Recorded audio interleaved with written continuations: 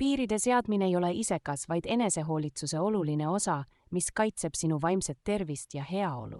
õpite, digitaalne detoks, isegi kui see on ainult paar tundi päevas, võib drastiliselt vähendada ärevust ja parandada sinu keskendumisvõimet. Igapäevased jalutuskäigud looduses pole mitte ainult hea sinu kehale, vaid annavad su mõtetele ruumi hingata ja vähendavad stressi. Tervislik toitumine ja piisav uni pole luksused, vaid vaimse tervise vundament, millele kõik muu toetub. Enesehooldus ei ole isekas.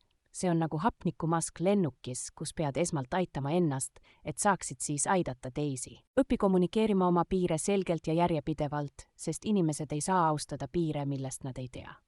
Prioritiseerimine tähendab, et pead tegema raskeid valikuid ja õppima, et mõista, et piiride seadmine võib alguses tekitada süütunnet, kuid pikemas perspektiivis loob see rohkem vabadust ja rõõmu.